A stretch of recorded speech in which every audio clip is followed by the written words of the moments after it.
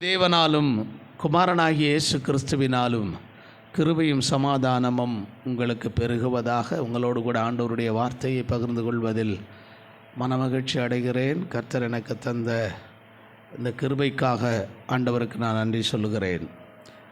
நாம் இன்றைக்கு தியானிக்க போகிற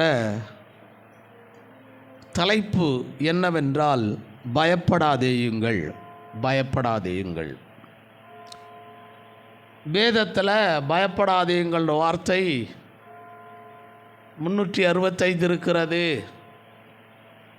பயம் என்கிற வார்த்தை 57 இடங்களில் இருக்குது. இப்படியெல்லாம் சொல்லிக்கிட்டே இருப்பாங்க. அந்த விஷயத்திற்கு நான் போகவில்லை.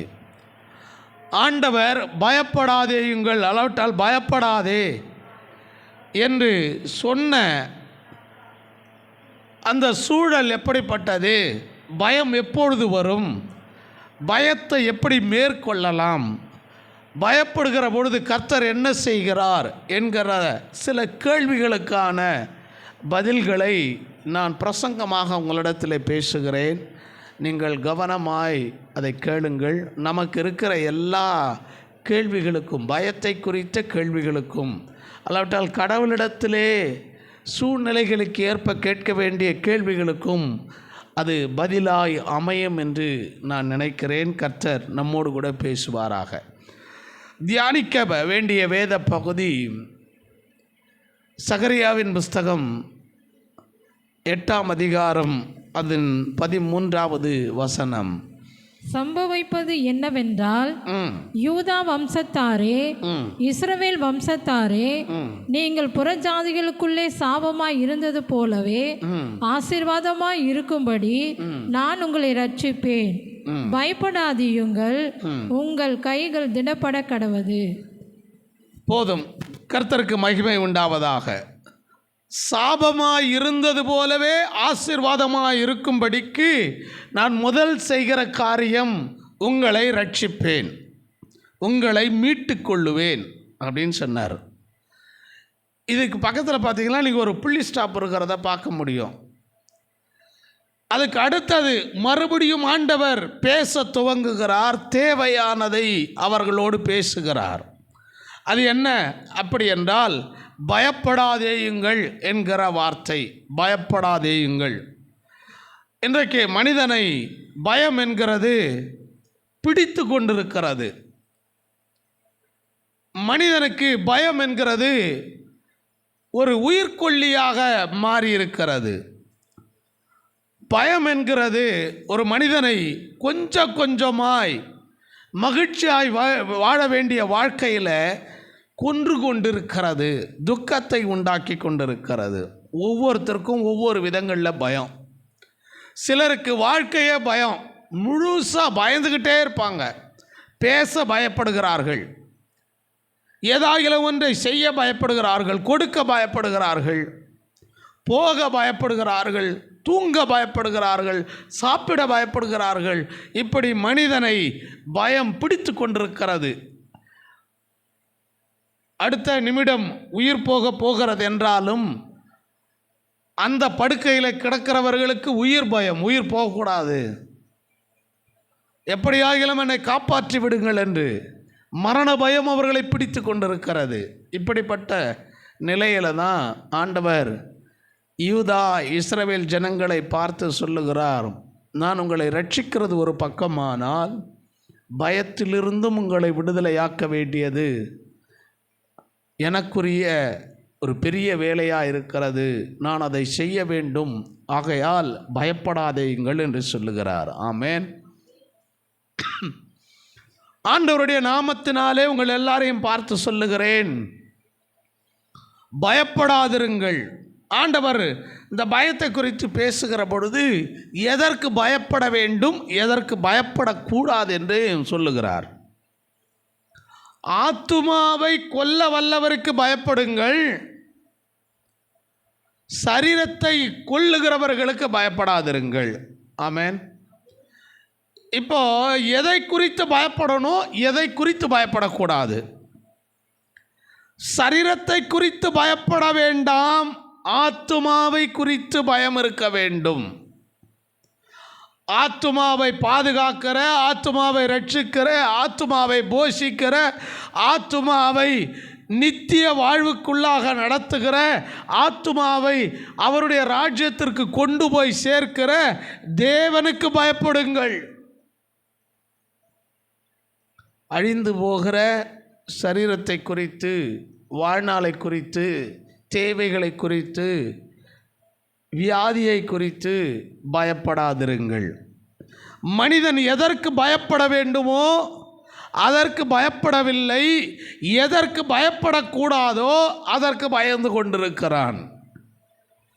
இங்கே இவர்களுக்கு ஆண்டவர் பயப்படாதேயுங்கள் என்று சொன்னதனுடைய கருத்தை நான் உங்களுக்கு சொல்ல விரும்புகிறேன். இதை ஆங்கிலத்தில் நாம் சொல்லுவோமானால் 2 விதத்தில் சொல்கிறாங்க. ஒன்று, do not afraid. Do not afraid என்ற வார்த்தை பயன்படுத்தப்படுகிறது. இதனுடைய அர்த்தம் என்ன அப்படின்னா, நீங்கள் ஆங்கில வேதாகமத்தில் படிக்கிற பொழுது அதனுடைய அர்த்தம் என்னன்னா, இந்த டூ நாட் அஃப்ரைடு என்கிற வார்த்தைக்கு பயத்திற்கான உணர்வே இருக்கக்கூடாதான், உணர்ச்சி இருக்கக்கூடாதான். ஆமென். பய உணர்வு. ஆண்டவர் சொல்றாரு, நான் உங்களை ரட்சித்து விட்டேன், இனி உங்களுக்கு பயத்தின் உணர்வு கூட வரக்கூடாது. ஆமென் சொல்லுங்களேன். நீங்கள் மௌனமாக இருந்தீங்கன்னா வேறு எங்கேயாவது யோசிச்சுக்கிட்டு இருப்பீங்க, உங்கள் எண்ணமெல்லாம் வேறு எங்கேனா போவோம். இன்னும் கிறிஸ்தவர்கள் சரியானபடி ஆண்டவரை அறியாததற்கு காரணம் என்னன்னா, சபையில் உட்காந்து உயிர் கொடுத்து பிரசங்கம் பண்ணிகிட்டு இருப்பார் ஊழியக்காரரு. ஆனால் நம்ம எதையோ யோசித்துக்கிட்டு, எதையோ பண்ணிக்கிட்டு, எதையோ நோண்டிக்கிட்டு உட்காந்து இருப்போம். ஊழியக்காருக்கு மறைஞ்சு மொபைலை நோண்டுவோம். அப்படிப்பட்ட விஷயங்கள் நடக்குது. அதனால தான் இன்னும் விடுதலை இல்லை. ஆமென். பேசுவதெல்லாம் வேதங்கள், போடுவதெல்லாம் வேஷங்கள், அப்படி போயிட்டுருக்குது. கர்த்தருக்கு ஸ்தோத்திரம். நீங்கள் கவனமாய் கேட்பீர்கள் என்று நான் நம்புகிறேன். வேதம்தான் வெளிச்சம். அதனால் வேதத்தை அறிந்தால் கடவுளை அறிந்து கொள்ளலாம். இன்றைக்கி மனுஷன் வேதத்தை அறியாததுனால மனிதர்களையும் உருவமற்றவைகளையும் கடவுள் என்று சொல்லி கொண்டிருக்கிறான். கடவுள் யார் என்கிறதை இன்றைக்கி கிறிஸ்தவர்கள் மனிதர்களை தெய்வமாக நினச்சிட்டு இருக்கிறாங்க. காரணம், பைபிள் படிக்கிறது இல்லை. மனிதன் சொல்லுகிற வார்த்தையை தெய்வ வார்த்தையை நம்பிக்கொண்டிருக்கிறார்கள். காரணம், பைபிள் படிக்கிறது இல்லை. கடவுள் தம்மை வெளிப்படுத்துகிறது வேதத்தின் மூலமாக. ஆகையால் வேதத்தை நன்றாக படியுங்கள். வேதத்தை பேசுகிறவர்களிடத்தில் அவருடைய சத்தத்திற்கு செவி கொடுங்கள். வேத வசனங்களை மனதிலே பதிய வைத்து கொள்ளுங்கள். உங்கள் வாழ்நாட்கள் நித்திய காலமாக சுகமாக, ஆரோக்கியமாக, பலனாக, மகிழ்ச்சியாக இருக்கும். அல்லேலூயா. கர்த்தருக்கு ஸ்தோத்திரம். 2வது, ஆங்கில வேதாகமத்தில் இப்படி சொல்லப்படுகிறது, ஃபியர் நாட். ஃபியர் நாட் அப்படின்ற வார்த்தை, இதுக்கு என்னன்னா பயப்படாதேன்ற அர்த்தம். இது 2த்துக்குமே வித்தியாசம் இருக்கிறது. ஒன்று சொல்லுது பய உணர்வே வரக்கூடாது, இன்னொன்று சொல்லுது பயப்படாதே. இந்த 2 வார்த்தை நான் உங்களோடு கூட பேச போகிறேன். கவனமாய் கேளுங்கள். கடவுள் எப்படிப்பட்டவர் என்றால், பய உணர்வே இல்லாமல் வாழ வேண்டும். கடவுளுக்கு மட்டும் பயப்படணும், அந்த உணர்வு இருந்துக்கிட்டே இருக்கணும். சரீரத்தை குறித்து, உலக வாழ்க்கையை குறித்து, எதிர்காலத்தை குறித்து, திருமண வாழ்க்கை குறித்து, வசதியான வாழ்க்கை குறித்து பயப்பட வேண்டாம். Fear not. அந்த பய உணர்வே இருக்க வேணாம். ஆனால் ஆத்துமாவை குறித்து, கடவுளை குறித்து, வேதத்தை குறித்து, அவருடைய வழிகாட்டுதலை குறித்து, அவருடைய உணர்த்துதலை குறித்து எப்பொழுதும் பயம் இருக்க வேண்டும். எப்பொழுதும் பயம் இருக்க வேண்டும். ஆலயத்திற்கு வரும் பொழுதே, ஆலயத்திற்கு வர வேண்டும் என்கிற எண்ணம் இருக்கிற பொழுதே வேதம் சொல்லுகிறது, உங்கள் நடையை காத்து கொள்ளுங்கள். நடை என்ன நடக்கிறதில்லை. உங்களுடைய ஆவி, ஆத்மா, சரீரத்தில் ஒரு ஜாக்கிரதை இருக்கணும்னு சொல்கிறாரு. எங்கே போகணுன்றதை பொறுத்து தான். கேளிக்கையாக, வித்தியாசமாக, அலங்கரிப்பாக போக வேண்டிய இடங்கள்லாம் இருக்குது. ஆலயத்திற்கு வருகிற பொழுது பய உணர்வோடு கூட வர வேண்டும். ஆமேன், அல்லேலூயா சொல்லுவோமே. இது எப்பவும் போகிற சர்ச்சு தானே, நம்ம நடமாடுற இடம் தானே, நம்ம சர்ச்சு தானே. இல்லை, அது பய உணர்வை தராது. ஆண்டவர் உலாவுகிற இடம், ஆண்டவர் பார்க்கிற இடம், ஆண்டவர் பேசுகிற இடம், ஆண்டவர் அபிஷேகிக்கிற இடம், ஆண்டவர் ஆசீர்வாதங்களை கொடுக்கிற இடம். இது ஒரு ஆசீர்வாதத்தின், நன்மையின், சுகத்தின் பண்டகசாலை. அந்த பய உணர்வோடு கூட வரணும், அந்த உணர்வோடு கூட வர வேண்டும். கர்த்தருக்கு ஸ்தோத்திரம். சிலர் வெளியே எங்கேயாவது போகும்பொழுது நல்ல ட்ரெஸ்ஸை அழகாக போட்டு போவாங்க. நல்லா அரை அடி ஒரு அடி அந்த ஜரிகை இருக்கிற அளவுக்கெல்லாம் போட்டு போவாங்க. ஆனால் சர்ச்சுக்கு வரும்போது பழைய துணி, கிழிஞ்சு போன துணி, 2 முறை கட்டின துணி, இப்படியெல்லாம் போட்டு வருவாங்க. இல்லை, ரொம்ப ரொம்ப சுத்தமாய், ரொம்ப அழகாக, ரொம்ப நீட்டாக வரணும். கர்த்தருக்கு மகிமை உண்டாவதாக. ஏன்னா கடவுள் பார்த்து கொண்டே இருக்கிறார். ஆமேன் சொல்லுவோமே. அல்லேலூயா. பிரியாட்சி எதுக்கு கொடுக்குறோன்னு கடவுள் பார்க்குறாரு. மனுஷனுக்கு பிரியாட்சி கொடுக்குறியா? மற்றவங்களாம் பார்க்கணுன்றதுக்காக, நல்லா இருக்குன்னு சொல்கிறவனுக்காக போட்டு போறியா? இல்லை, சபைக்கு வரும்பொழுது கடவுள் பார்க்கிறாருங்கிற உணர்வே இல்லாமல் கிழிஞ்சு போனதும் பழசும் ஒரு மாதிரியாக இருக்கிறதுமா, குளிக்காமல் ஒரு மாதிரி வரியா? ஆண்டவர் பார்க்கிறார். எதுக்கு பிரியாரிட்டி கொடுக்குற, எதற்கு முக்கியத்துவம் கொடுக்குற? மனிதன் எதற்கு பயப்பட வேண்டும், எதற்கு பயப்படக்கூடாது என்கிறதை முதலாவது அறிந்து கொள்ள வேண்டும். கர்த்தருக்கு ஸ்தோத்திரம். வேகமாய் சொல்லுகிறேன், 2த்துக்குமான அர்த்தங்கள். ஆண்டவர் இங்கே அவர்களை பார்த்து பயப்படாதே என்று சொன்னது, பயமுறுத்துகிற மிருகத்தையோ, பயமுறுத்துகிற ஜீவ ஜந்துக்களையோ, பயமுறுத்துகிற இயற்கைகளையோ பார்த்து பயப்படாதுன்னு சொல்லலை. நிரந்தரமாய் அவர்களுடைய மனதிலே பயம் குடிகொண்டிருக்கிறது. அந்த பயத்தை பார்த்து தான் சொல்லுகிறார், பயப்படாதேயுங்கள். ஆமேன். நிறைய பேருடைய இருதயத்தில் பயம் அப்படியே சிங்காசனம் போட்டு உக்காந்துருக்குது. தொட்டதுக்கெல்லாம் பயம், பார்த்ததுக்கெல்லாம் பயம், கேட்டதுக்கெல்லாம் பயம், பயம் நிறைஞ்சிருக்குது. அப்படித்தான் இஸ்ரவேல் யூதா ஜனங்களுக்குள்ளே ஒரு பயம் இருந்தது. ஒரு 5 விஷயங்களை வேகமாய் சொல்லுகிறேன், கவனமாய் கேளுங்கள். நீங்கள் எந்த நிலைமையில் இருந்தாலும் ஆண்டவர் இன்றைக்கு உங்களை பார்த்து சொல்லுகிறார், பயப்படாதேயுங்கள்.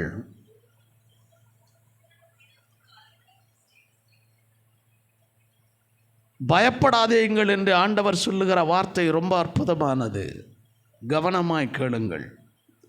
முதல்ல மனுஷன் எப்போ பயப்படுறான் அப்படின்னா, ஆபத்து காலம். ரொம்ப முக்கியமான 5 விஷயத்தை சொல்கிறேன், ரொம்ப ஜாக்கிரதையாக கேளுங்க. ஏதோ பிரசங்கம் பண்ணுறாரு பாஸ்டர், எப்போ முடியும் போகலான்னு நினைக்காதீங்க. டக்குன்னு ஆஃப் பண்ணிட்டு போயிடலாம், இதெல்லாம் கேட்குறதுக்கு நேரம் இல்லை. இல்லை, நீங்கள் விடுதலை அடைகிறதற்காகத்தான் ஆண்டவர் இந்த பிரசங்கத்தை உங்களுக்காக ஆயத்தம் பண்ணி தருகிறார். ஆமேன். முதல்ல ஆபத்து காலத்திலே மனிதன் பயப்படுகிறான். சில நேரங்களில் ஆபத்து வரும்போல இருக்குதுன்னு உணர்வு வந்தாவே பயப்படுறான். ஆபத்து வரும்போம் என்கிற அந்த உணர்வு வந்தாலே பயப்படுறான். சிலர் ஆபத்து காலத்திலே பயப்படுகிறான். 2வது, மனிதன் பயப்படுகிற 2வது இடம் எது அப்படின்னா, வேதனைப்படுகிற நேரம். ரொம்ப பயப்படுறது வேதனைப்படுகிற நேரம். ஒரு வியாதியோ, ஒரு பலவீனமோ, ஒரு வலியோ வந்துருச்சுன்னா இது என்னவா இருக்குமோ, வேதனை வரும். வேதனை வர வர, வேதனை அதிகமாக அதிகமாக பயம் அதிகமாகிவிடும். 3வதாக, ரொம்ப விளக்கமாக சொல்கிறதுக்கு எனக்கு நேரம் இல்லை, வேகமாக போகிறேன். நடந்ததை பார்ப்பதினால் பயம். ஏதோ ஒன்று நடந்துருச்சு, ஏதோ ஒன்று நடந்துக்கிட்டு இருக்குது, அதை பார்த்துட்டா பயம்.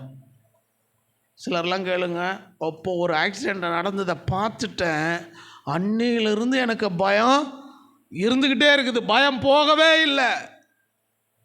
நடந்ததை பார்ப்பதினால் ஒரு பயம். 4வது, கவலையினால் பயம். சிலருக்கெல்லாம் கவலைப்பட்டு பயமாயிடுவாங்க. டாக்டர்கிட்ட போனால் டாக்டர் சொல்லுவார், கவலைப்படாத, கவலை தான் உன் வியாதிக்கு காரணம் அப்படின்னு சொல்லிட்டு, கவலைப்படாதீங்க, எல்லாம் கடவுள் இருக்கிறார் பார்த்துக்குவார்னு சொல்லுவார். 5வது, இது ரொம்ப முக்கியமானது. இந்த 5 விஷயங்களும் ஆழ்ந்த சிந்தனை. ஆழ்ந்த சிந்தனை. நடந்தது ஒன்றுன்னா நடக்காத 9ஐயும் சேர்த்து வச்சு சிந்திக்கிறது ஆழ்ந்த சிந்தனை.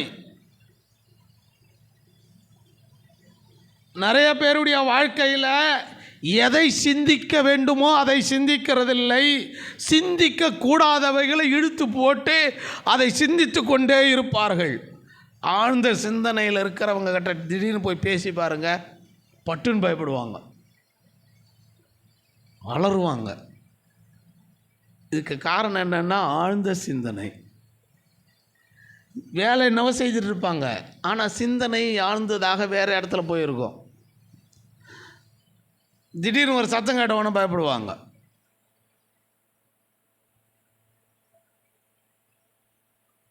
பிரியமான கடவுளுடைய பிள்ளைகளே, மனிதனை பயம் விடவே இல்லை.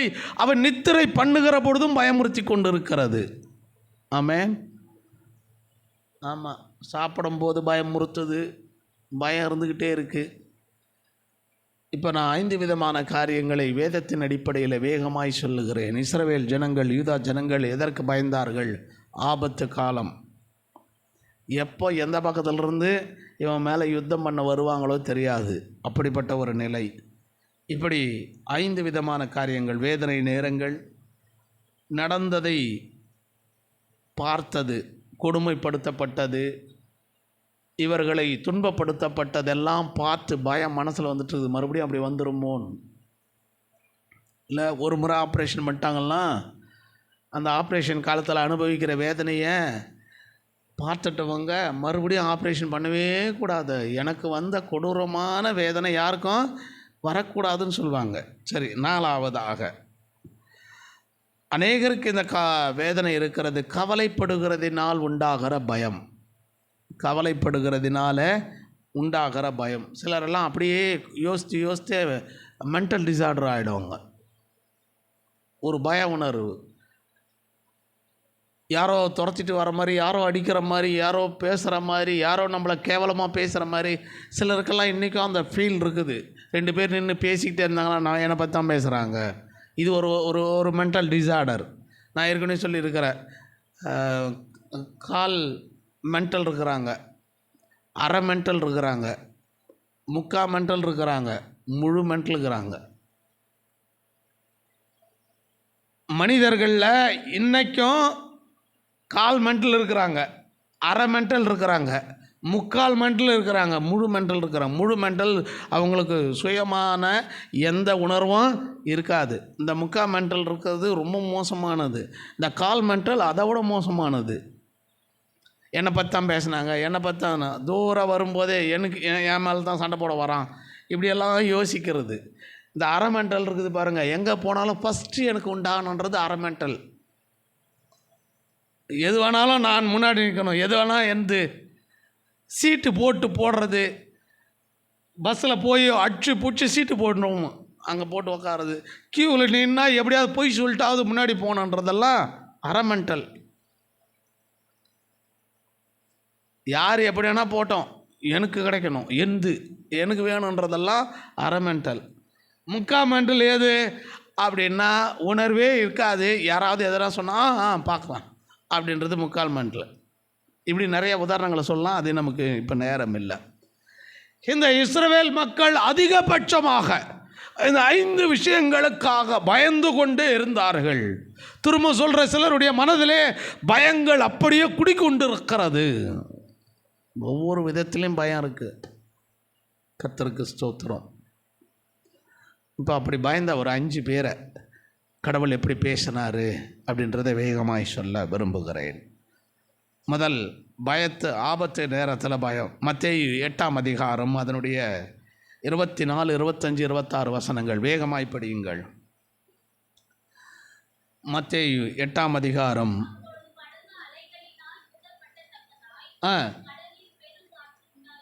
பெருங்காற்று உண்டாயிற்று. கவனிங்க, பெருங்காற்று இப்போ ஆபத்து. போகிற இடம் கடல், போகிற அந்த வாகனம் படகு, சுற்றி பார்த்தா தண்ணீர். நீங்கள் கடற்கரையில் நின்று சும்மா அப்படி பார்த்தீங்கன்னாவே ஒரு பயம் இருக்கும். ஒரு கடலை சும்மா பார்த்தாவே பயம். சிலருக்கு அலை வேகமாக வந்தால் பயம். அதில் கால் ஓரத்தில் வைக்கிறது கூட பயம். இழுத்துன்னு போயிடும். ஆனால் இவங்க கடல் மேலே போயிடுறாங்க. கடல் மேலே போகிற பொழுது திடீரென்று ஒரு பெரிய பலத்த காற்று. இருக்கிறவர்களெல்லாம் சீஷர்கள். இவர்கள் ஏதோ வேறு வேலை செய்தவர்கள் அல்ல. இவர்கள் எல்லாம் மீன் பிடித்து கொண்டிருந்தவர்கள், பல ஆண்டுகள் அனுபவம் வாய்ந்தவர்கள். இன்றைக்கி மீனவர்களுடைய விஷயங்களை நாம் பார்த்தோம்னா, கடலில் படகுல போயிட்டுருக்கும் பொழுது, போட்டில் போயிட்டுருக்கும் பொழுது ஏதோ ஒன்று மிதந்து வந்தால், ஏதோ ஒரு மீன் விழுந்து விட்டால் உடனே குதித்து, கடலிலே குதித்து அந்த மீனையோ அந்த பொருளோ எடுத்துக்கொண்டு ஏறுகிறவர்கள். அவ்வளவு தைரியம் அவர்களுக்கு கடல் மேலே. நமக்கு சும்மா ஒரு 8 அடி 9 அடி தண்ணி ஆழத்திலே குதிக்க முடியாது, பயம். ரொம்ப ஆழமாக இருக்குன்னு சொல்லுவோம். ஆனால் மீனவர்கள் அதிலே பழகி போனவர்கள், அப்படிப்பட்டவர்கள் தான். பல ஆண்டுகள் பழகி போனவர்கள் தான் அந்த படகில் இருக்கிறார்கள். காற்று அடித்தவுடனே தெரியும், இது படகை கவிழ்க்கிற காற்று, இது ஆபத்தை உண்டாக்குகிற காற்று, இது மரணத்தை ஏற்படுத்துகிற காற்று. போக வேண்டிய தூரம் இருக்கிறது, திரும்பி போக முடியாது, எந்த பக்கத்திலையும் திரும்பி போக முடியாது. ஆபத்து வந்து விட்டது, மடிந்து போகும் என்கிற ஒரு பெரிய பயம். காப்பாற்றக்கூடிய வல்லமை உடையவரும் நித்திரையாக இருக்கிறார். எப்படி தப்பித்து கொள்ளுவோம் என்கிற பயம். நிறைய பேர் இன்றைக்கு ஆபத்து காலங்களிலே பயந்து கொண்டிருக்கிறார்கள். எப்படி மீளப் போகிறோம், எப்படி பிழைக்க போகிறோம், எப்படி பழைய நிலைமைக்கு வரப்போகிறோம். ஆபத்து வந்து விட்டது, பண நெருக்கடி வந்து விட்டது, வியாதி வந்து விட்டது, இது ஒரு பெரிய ஆபத்தானது. ஆண்டவர் சொல்றாரு, எல்லாவற்றிலும் இருந்து காப்பாற்றக்கூடிய, விடுவிக்கக்கூடிய, சுகமாக்கக்கூடிய, மீட்கக்கூடிய மீட்பராகிய நான் உன்னோடு கூட இருக்கிறேன். அல்லேலூயா. பயப்படாதேயுங்கள். ஆண்டவர் சகரியாவின் மூலமாக யூதா ஜனங்களை பார்த்து சொல்லுகிறார், நான் உங்க கூட இருக்கிறேன், பயப்படாதேயுங்கள். Do not afraid. பய உணர்வே வரக்கூடாது, பய உணர்வே வரக்கூடாது. நான் உன் கூட இருக்கிறேன். நான் அடிக்கடி சொல்வேன், பயம் சாத்தானால் உண்டாகிறது. பயந்து போனவன் தான் சிலரை பயமுறுத்துவான். எனக்கு அருமையான கடவுளுடைய பிள்ளைகளே, சாத்தான் பயமுறுத்துகிறவன், அவன் ஏற்கனவே பயந்து போனவன். ஆனால் ஆண்டவர் எப்படிப்பட்டவர் தெரியுமா? எல்லாவற்றிலும் இருந்து மீட்கக்கூடிய வல்லமை உடையவர். அவர்தான் சொல்லுகிறார், பயப்பட வேண்டாம். அல்லேலூயா. நிறைய பேருக்கு ஆபத்து வர்ற மாதிரி இருந்தாவே பயம். எங்கேயோ பஸ் வரும், இங்கே பயப்படுவான். செத்து போயிடுவோமா, அடிபட்டுருமா, கால் உடைஞ்சிருமா, பயம். சிலருடைய இருதயங்களிலே பயம் என்கிற பிசாசு, பயம் என்கிற உணர்வு, பயம் என்கிற அடிமைப்படுத்துகிற காரியம் சிம்மாசனம் போட்டு உட்காந்துட்டு இருக்குது. கடவுளுக்கே இடம் கொடுக்கல, அவங்க பயத்துக்கு தான் இடம் கொடுத்துருக்கிறாங்க. இந்த யூதா ஜனங்களும் அப்படித்தான் பயந்தார்கள், பயந்தார்கள். ஆபத்து நேரம் பயந்தார்கள். எனக்கு அருமையான கடவுளுடைய பிள்ளைகளே, அவர்களை பார்த்து இயேசு சொல்லுகிறார். இந்த கடைசி வசனத்தை வாசிக்கலாம். 26வது வசனம்.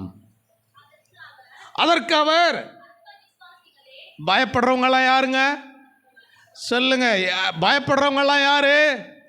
விசுவாசம் இல்லாதவர்கள் சொல்கிறத விட ரொம்ப அற்புதமாக திட்டுறாரு பாருங்க. இது ஒரு, நான் சொல்கிறேன், இது ஆவிக்குரிய ரொம்ப நம்மளை இழிவுபடுத்துகிற ஒரு வார்த்தை. அற்ப விசுவாசிகளே, பயப்படுற எல்லாரையும் சொல்கிறேன், அற்ப விசுவாசிகளே, கொஞ்சம் தான் விசுவாசம் வச்சிருக்கிறவங்களே. ஆமேன்.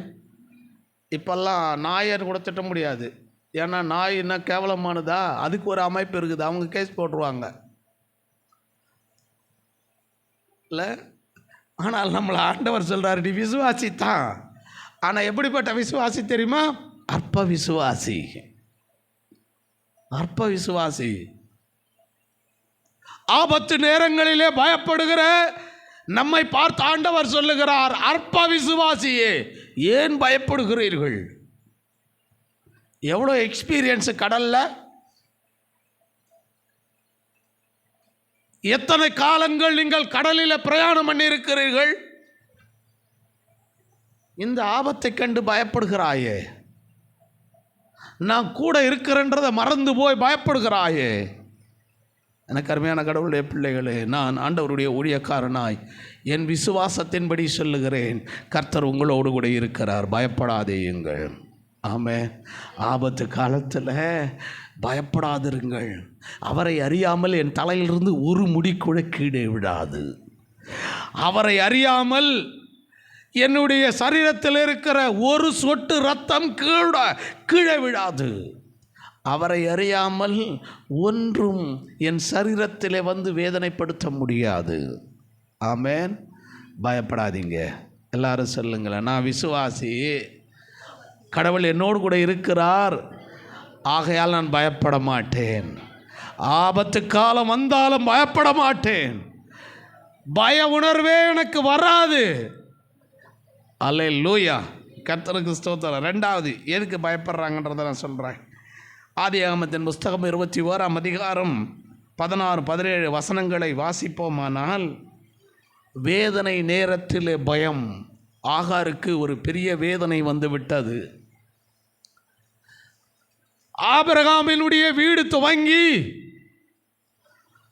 பாலைவனம் வருகிற வரைக்கும் அவள் வழியெல்லாம் தன் பிள்ளையை சுமந்து கொண்டு, கொஞ்சம் அப்பத்தையும் கொஞ்சம் தண்ணீரையும் சுமந்து கொண்டு அழுது கொண்டே வருகிறாள். வேதனை பெருகுகிறது. என்ன செய்ய போகிறேன்? எங்கே போக போகிறேன்? எங்கே தங்க போகிறேன்? எனக்கு உறவு என்கிறதே இல்லையே. நான் அடிமையாக வந்தவளாச்சே. எனக்கு அடைக்கலமானவர்கள் ஒருவரும் இல்லையே. வாழ தகுந்த இடம் எது என்று தெரியாதே. நான் இருந்ததெல்லாம் என் எஜமானுடைய அரண்மனையாச்சு.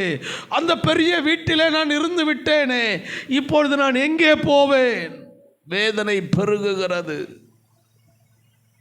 கொஞ்ச தூரம் வருகிறாள், தண்ணீரும் தீர்ந்து போகிறது. களைப்படைந்து விட்டாள். அப்பமும் தீர்ந்து போகிறது. பசி அவளை கொள்ளுகிறது.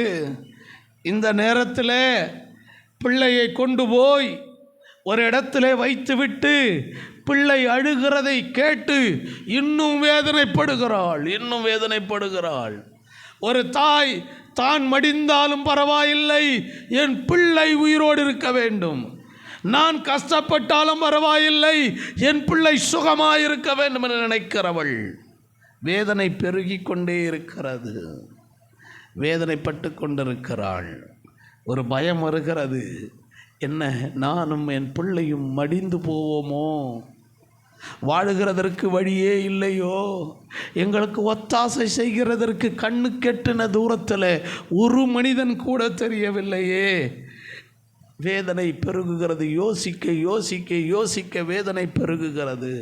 எனக்கு அருமையான கடவுளுடைய பிள்ளைகளே, நீங்களும் ஒருவேளை அப்படி யோசிக்கலாம். எனக்கு ஆதரவாக இருந்த உறவுகள் என்னை கைவிட்டதே. நான் நம்பி இருந்த பிள்ளைகள் இல்லையே. மகள் என்னை கைவிட்டாலே, கணவன் மரித்து போனானே, உறவுகள் இல்லையே, எனக்கு ஒத்தாசை செய்ய ஒருவரும் இல்லையே, என் வாழ்நாட்கள் எல்லாம் இப்படித்தானே இருக்கும். அப்படின்னு யோசிக்கலாம். ஆண்டவர் சொல்கிறார், இல்லை, எப்பெல்லாம் நீ வேதனைப்படுறியோ அப்பெல்லாம் கர்த்தர் வந்து விடுவார். ஆமென், அல்லேலூயா சொல்லுங்க. எப்பெல்லாம் வேதனையினாலே பயம் வருகிறதோ அப்பொழுதெல்லாம் கர்த்தர் வந்து விடுவார். அவர் பார்ப்பார், தூதனையும் அனுப்புவார். அந்த வசனங்களை வாசிக்கலாம். நான் தியானிக்கிற பொழுது ஆச்சரியம் அடைந்தேன். பிள்ளை சாகிறதை நான் பார்க்க மாட்டேன் என்று எதிராக அம்பு பாயும் தூரத்திலே போய் உட்கார்ந்து சத்தமிட்டு அழுதாள். தேவன் பிள்ளையின் சத்தத்தை கேட்டார். தேவதூதன் வானத்திலிருந்து ஆகாரை கூப்பிட்டு ஆகாரே என்ன சம்பவித்தது, என்ன நடந்தது, பயப்படாதே, பிள்ளை இருக்கும் இடத்திலே நடந்ததை குறித்து பயப்படாதே. தேவன் அவன் சத்தத்தை கேட்டார். அல்லேலூயா சொல்லுவோமா? அல்லேலூயா. வேதனை பெருகுகிற இடங்களில் கர்த்தர் நம்முடைய சத்தத்தை கேட்பார். இது வாயினால் உண்டான சத்தம் அல்ல, ஆகாரின் இருதயத்திலிருந்து உண்டான சத்தம். ஆமென். ஆங்கிலத்தில் நம்மலாம் சொல்லுவோம்ல ஜோக்கா, மைண்ட் வாய்ஸ் இல்லை, அந்த சத்தத்தை கேட்கிற ஆண்டவர். அல்லேலூயா சொல்லுங்க. ஆண்டவர் கேட்கிறார், இவ்வளவு பெரிய வேதனையினால பயம் வருகிறதற்கு என்ன நடந்தது? சிலரெல்லாம் பார்த்து கேட்போம், என்ன ஆயிடுச்சுன்னு இப்படி கத்துற, என்ன ஆயிடுச்சுன்னு இப்படி பயப்படுற, என்ன நடந்துருச்சுன்னு இப்படி அழுவுற, காரணம் இல்லாமல் அழுகிறாய். உன்னோடு ஆண்டவர் இருக்கிறார் என்கிறதை அறியவில்லையா? உன் பிள்ளையை குறித்து ஆபிரகாமுக்கு ஆண்டவர் வாக்கு கொடுத்திருக்கிறார் என்கிறதை அறியவில்லையா? ஏன் வேதனைப்படுற? சிலர்லாம் அழும்போது நமக்கு கோபம் வரும். ஏன் காரணமே இல்லாமல் அழுவுற? இனி அழுத அடி விழுன்னு சொல்லுவோம், திட்டுவோம். ஒன்றுமே நடக்கலை, இதுக்குள்ளே இவ்வளோ பயப்படுறியேன். அப்படித்தான் தேவதூதன் அவளை பார்த்து சொல்லுகிறான். என்ன நடந்துருச்சுன்னு பயப்படுற, என்ன நடந்துருச்சுன்னு வேதனைப்படுற? கடவுள் பிள்ளையின் சத்தத்தை கேட்டிருக்கிறாரு. கடவுள் பிள்ளையின் அழுகையின் சத்தத்தை கேட்டிருக்கிறாரு. உன்னுடைய வேதனையின் சத்தத்தை கடவுள் கேட்டிருக்கிறார். பயப்படாத. ஆமென். எல்லா பெற்றோருக்கும் சொல்கிறேன், உன் பிள்ளையை குறித்து நீ கவலைப்படாத, வேதனைப்படாத. உன் வேதனையின் சத்தத்தை கர்த்தர் கேட்டிருக்கிறார். உன் பிள்ளை தனிமையாய் போய் புலம்பினதை கர்த்தர் கேட்டிருக்கிறார். உன் பிள்ளைக்கு புலம்பல் என்னன்னு தெரியாததையே கர்த்தர் கேட்டிருக்கிறார். உங்களை பார்த்து தான் ஆண்டவர் சொல்கிறாரு, வேதனையினால் பயப்படுகிற என் பிள்ளையே பயப்படாதே, பயப்படாதே.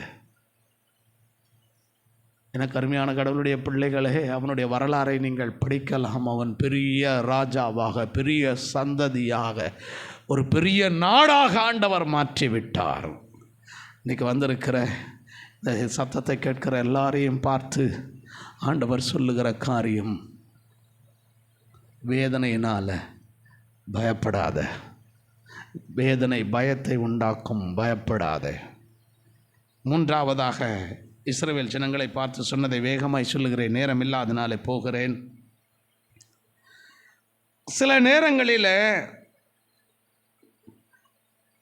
இந்த ஜனங்கள் எதை குறித்து பயந்தார்கள் என்றால் நடந்ததை குறித்து பயந்தார்கள். அதற்கான வசனத்தை நீங்கள் படிக்கலாம். அப்போஸ்தலர் 27ஆம் அதிகாரம் அதனுடைய 23, 24, 25 வசனத்தை படிக்கலாம். கொஞ்சம் பொறுமையாக இருங்க, நான் வேகமாய் இந்த சம்பவத்தை சொல்லுகிறேன்.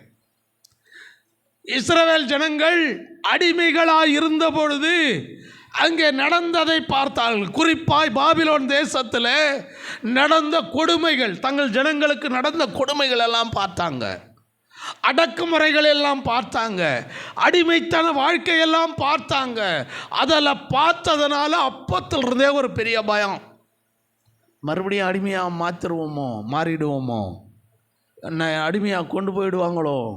சிலருக்கெல்லாம் ஒரு பண கஷ்டம் வந்து அந்த பண கஷ்டத்தை அனுபவிக்கும் பொழுதே இன்னும் பண கஷ்டம் வருமா, இன்னும் ஏழ்மையாகிடுவோமா, இன்னும் கடகாரன் ஆகிடுவோமா, இன்னும் பிரச்சனை வருமா அப்படின்னு ஒரு பெரிய பயம் வந்துடும். நடந்ததை நினைத்து பயம். கவனிங்க, பவுலோடு கூட சேர்ந்து கப்பலிலே பிரயாணம் பண்ணுகிறார்கள். பல நாட்கள் வெளிச்சத்தை பார்க்கவில்லை. சந்திரனையும் சூரியனையும் நட்சத்திரங்களையும் பார்க்கவே இல்லை. ஒரு பெரிய மழைக்காலம், கடல் மேலே மழைக்காலம். கடல் மேலே மேகம் வந்துட்டாலே இருட்டாயிடும். ஒரு பெரிய பய உணர்வு அவர்களுக்கு வந்து விட்டது. நடக்கிறதையெல்லாம் பார்க்குறாங்க, நடந்ததையெல்லாம் யோசிக்கிறாங்க. ஒரு பெரிய பய உணர்வு வருகிறது. கர்த்தர் பவுல் மூலமாய் பேசுகிறார், பவுலை திடப்படுத்துகிறார்.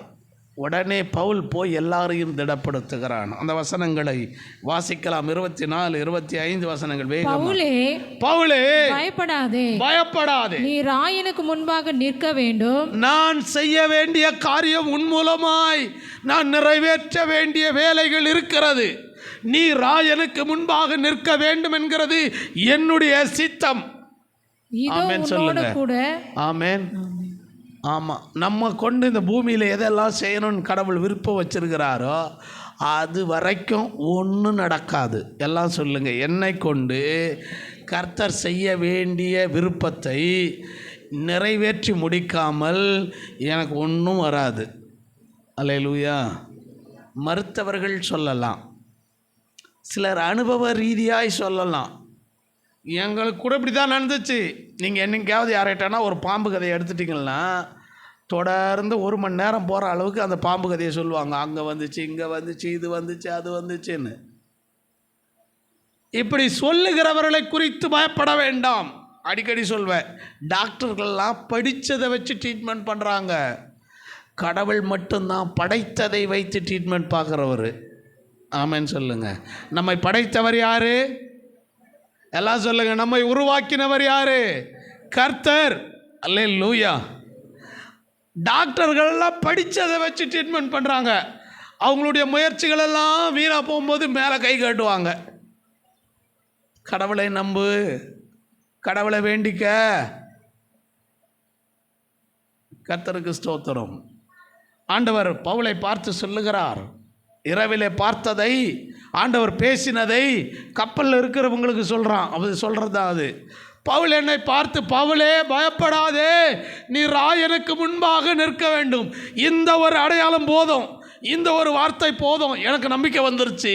நான் கடலிலே சாக மாட்டேன், பாம்பு கடித்து சாக மாட்டேன், எந்த பசி வந்தோம் சாக மாட்டேன். பல நாட்கள் பசியாக இருக்கிறாங்க, பசினாலும் சாக மாட்டேன். நான் மட்டும் இல்லை, நீங்கள் யாரும் சாக மாட்டீங்க.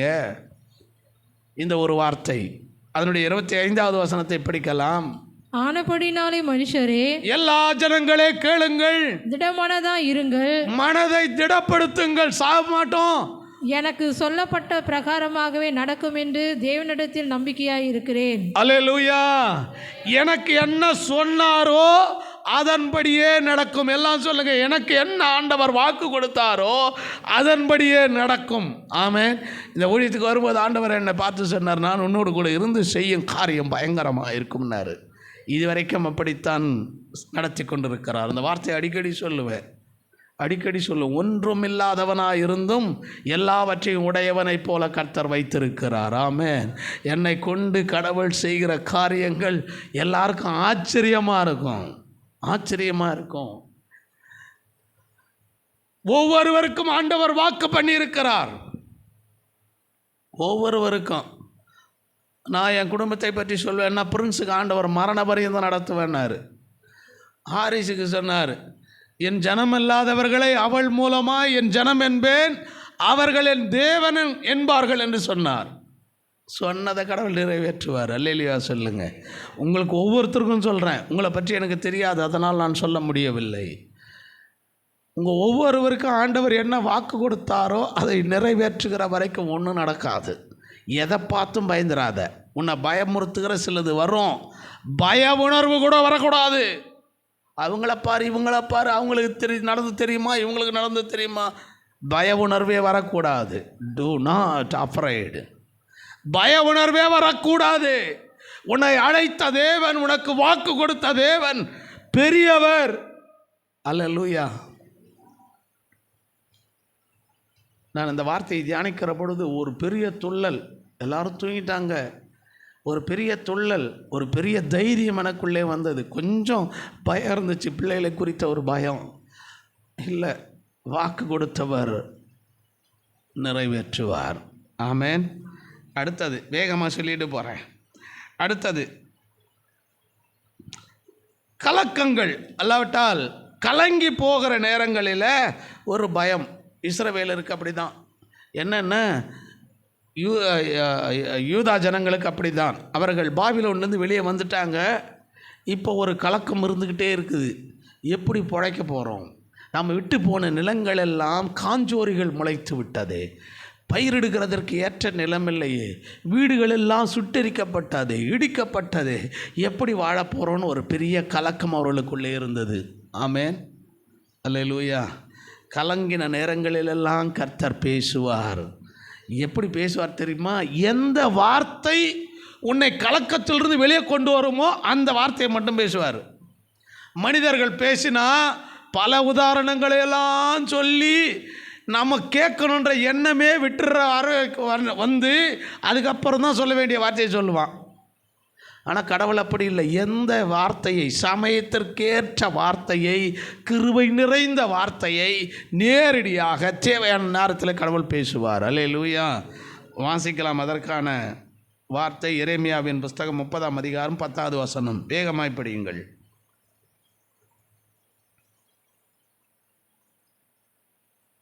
இஸ்ரவேல் ஜனங்கள், யூதா ஜனங்கள் கலங்கிக் கொண்டிருக்கிற பொழுது ஆகையால் என் தாசனாகிய யாக்கோபே, நீ பயப்படாதே, இஸ்ரவேலை கலங்காதே என்று கர்த்தர் சொல்லுகிறார். அல்லேலூயா. சொல்லுங்களேன். போதும், நேரம் இல்லை, போலாம். எரேமியாவை பிடித்து முற்றத்திலே கட்டி வைத்திருக்கிறார்கள். அவன் தீர்க்க தரிசனம் சொல்லக்கூடாதபடிக்கு அவனை அடக்கி வைக்கிறார்கள். ஒரு பெரிய யுத்தத்தை செய்ய போகிறார்கள். எரேமியா சொல்லுகிறான், யுத்தம் பண்ண வேண்டாம், கர்த்தர் உங்களுக்கு எதிராய் நிற்பார், அவர்கள் உங்களை ஜெயிப்பார்கள், மேற்கொள்வார்கள் என்று சொல்லி சில பொய்யான தீர்க்கதரிசிகள் சொல்கிறத கேட்டு இவங்க யுத்தத்துக்கு போக ஆரம்பிக்கிறாங்க. எல்லாரும் சொன்னாலும் எரேமியா சொல்லுகிற அந்த தீர்க்க தரிசனம் தான் உண்மையானது என்பது ராஜாக்களுக்கு தெரியும். எத்தனை பாஸ்டர்கள், எத்தனை பேர், எத்தனை பெரியவங்க உனக்கு தீர்க்க தரிசனமாக சில வார்த்தை நான் சொல்லுது நடக்கும்னாலும் உங்களுக்கு ஒரு நம்பிக்கை இருக்கிறது, இவங்க சொன்னாதான். ஆமேன், அல்லேலூயா. சொல்லுங்க. எனக்கெல்லாம் வேதம் சொன்னால்தான். அப்போ ஆண்டவர் அந்த நேரத்தில் சொல்லுகிறார், கலங்காதே இஸ்ரவேலே, யூதாவே, கலங்காதே, கலக்கத்தினால் நீ பயப்பட வேண்டாம், நான் உன்னோடு இருக்கிறேன். அல்லேலூயா. கர்த்தருக்கு ஸ்தோத்திரம்.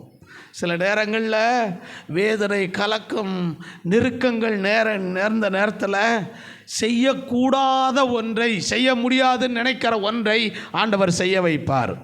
ஆமேன், அல்லேலூயா. சொல்லுங்களேன். குறிப்பாக சொல்கிறேன், ஒரு பெரிய துக்க வீடு, எல்லாரும் அழுதுகிட்டு இருக்கிறாங்க. அந்த நேரத்தில் ஏதோ ஒன்றை பார்த்து உங்களை சிரிக்க வச்சிருவார். தெரியுமா? நீங்கள் பயப்படுங்க, ஐயோ இங்கெல்லாம் சிரிக்கக்கூடாது, எல்லாம் துக்கமாக இருக்கிறாங்க. அதே போல தான் நம்முடைய வாழ்க்கையில் கலக்கங்களும், நெருக்கங்களும், வேதனைகளும், ஆபத்துகளும் சூழ்ந்திருக்கிற நேரங்களிலே திடீரென்று ஆண்டவர் நம்மோடு பேசுவார். கலங்காதே. இந்த எல்லாரும் பிடிக்க போகிறாங்க, யுத்தம் நடக்குது. ஆண்டவர் எரேமியாவை பார்த்து சொல்கிறாரு, உங்கள் பெரியப்பன் பிள்ளை வருவான், உங்கள் பெரியப்பனுடைய நிலம் இருக்குது, அதை வாங்குடான்னுவார். ஆமேன். எல்லா தேசத்தை விட்டு ஓட போகிறான். அந்த நேரத்தில் ஆண்டவர் சொல்லுவார், நிலத்தை கிரயத்திற்கு வாங்கு. கலங்கின நேரங்கள், அதனால் உண்டாகிற பயத்தின் சூழ்நிலை, அந்த நேரத்தில் ஆண்டவர் நிச்சயம் பேசுவார். அசாதாரணமான, ஆச்சரியமான ஒன்றை செய்யும்படிக்கு ஆண்டவர் நம்மோடு கூட பேசுவார். அல்லேலூயா. ஒருவேளை கலக்கத்தின் மத்தியில் இருக்கிறீங்களா? என்ன நடக்க போதோ என்று கலங்கி வேதனையில் இருக்கிறீங்களா? ஆண்டவர் சொல்கிறாரு, பயப்படாத, கலக்கத்தின் நடுவே இருந்து பயப்படாத, நான் அசாதாரணமான காரியங்களை செய்வேன். அல்லேலூயா. குறிப்பாக உங்கள் எதிர்காலத்தை குறித்து பயப்படாதீங்க. உங்கள் பிள்ளைகள் பேர பிள்ளைகளுடைய எதிர்காலத்தை குறித்து பயப்படாதீங்க. கர்த்தர் அசாதாரணமானவைகளை செய்வார். ஆமேன். 5வது வேகமாய் சொல்லி முடிக்கிறேன். லூக்கா எழுதின சுவிசேஷ புஸ்தகம் 1ஆம் அதிகாரம் 11, 12, 13 வசனங்களை படிக்கிற பொழுது சகரியா ஒரு ஆழ்ந்த சிந்தனையிலே இருந்தான். சகரியா தன் ஆசாரிய பணிக்காக, தன் ஆசாரியத்துவ வேலைக்காக வருகிறான். அப்படி வருகிற பொழுது தூபம் காட்டுகிற வேளையிலே கர்த்தர் அவனோடு பேசுகிறார். அவனோடு பேசுகிற பொழுது அவன் ஆழ்ந்த சிந்தனையில் போகிறான். எண்ணங்கள் வந்து விடுகிறது. நான் வயதானவன், என் மனைவியோ கர்ப்பம் செத்து போனவள், எங்களுக்கு பிள்ளை உண்டாகுமோ என்கிற ஒரு பெரிய கலக்கத்திலே இருக்கிறான். ஒரு பெரிய ஆழ்ந்த சிந்தை அவனுக்கு வந்து விடுகிறது. எப்படி நடக்கும்? சாத்தியம் இல்லாத ஒன்றாச்சு. அறிவியலினாலே சாத்தியம் இல்லையே, மருத்துவத்தினாலே சாத்தியம் இல்லையே, மனிதர்கள் மத்தியிலே இப்படி நடந்ததில்லையே என்று ஆழ்ந்த சிந்தனையில் இருக்கிறான். தேவதூதன் வருவாரா? பேசுவாரா? கர்த்தர் என்னோடு பேசுவாரா? கர்த்தர் பேசினால் நான் மரித்து விடுவேனா? ஒருவேளை கர்த்தர் பேசினால் அது நடக்குமா என்கிற ஆழ்ந்த சிந்தனையில் இருக்கும் பொழுதுதான் அவனுக்குள்ளே பயம் வருகிறது. ஆண்டவர் நிச்சயமாய் அவனோடு கூட பேசுகிறார். சகரியாவே பயப்படாதே. அந்த வசனத்தை மாத்திரம் வாசியுங்கள். தூதன் அவனை நோக்கி சகரியாவே பயப்படாதே, உன் வேண்டுதல் கேட்கப்பட்டது. நீ பயந்த பயங்கள் எல்லாம், கலங்கின கலக்கம் எல்லாம், உன்னுடைய மனதிலே இருந்த ஆழ்ந்த சிந்தனை எல்லாம் ஜபமாய் மாறிவிட்டது. ஆமென். அடிக்கடி நான் சொல்லுவேன், நீங்கள் விடுற பெருமூச்சு கூட ஜபமாய் மாறும். ஆமென். நீங்கள் மனசில் ஆண்டவரே இது என்னால் முடியலையே அப்படின்னு யோசித்தது கூட ஜபமாய் மாறும். ஏன்னா அவர் முகத்தை பார்க்கிறவர் அல்ல, இருதயத்தை பார்க்கிறவர். நாம் கேட்டதை மட்டும் செய்கிறவர் அல்ல, நாம் கேட்காததையும் செய்கிறவர். நாம் நினைக்கிறதற்கும் வேண்டிக் கொள்ளுகிறதற்கும் மிகவும் அதிகமாய் கிரியை செய்கிற தேவன். ஒரு அல்லேலூயா சொல்லலாமே. அல்லேலூயா. உன் வேண்டுதல் கேட்கப்பட்டது. ஆழ்ந்த சிந்தனை விட்டுவிடு. உனக்கு ஒரு பிள்ளையை தருவேன், அவனுக்கு யோவான் என்று பெயரிடு, அவன் பெரியவனாய் இருப்பான் என்று ஆண்டவர் சொன்னார். என்னை கேட்கிற கடவுளுடைய பிள்ளைகளே, உங்களை பார்த்து சொல்லுகிறேன், இனி இந்த 5 விதமான விஷயங்களினால் உண்டாகிற பயங்களை தூக்கி போடுங்கள். ஆண்டவர் உங்களோடு கூட இருப்பார். சமயத்திற்கேற்றபடி பேசுவார். இந்த உலகத்தில் வெற்றியான, ஆச்சரியமான, எல்லாரும் பிரமிக்கத்தக்கதான ஒரு வாழ்க்கையை உனக்கு தந்து உன்னை வாழ வைப்பார். ஆமேன். முழங்கால் படியிடுவோம், ஜெபிக்கலாம். எல்லாரையும் கூட சேர்ந்து ஜெபம் பண்ணுங்கள். விசுவாசத்தில் இந்த 5 விஷயங்களை சொல்லி ஜெபம் பண்ணுங்கள். கர்த்தர் அப்படியே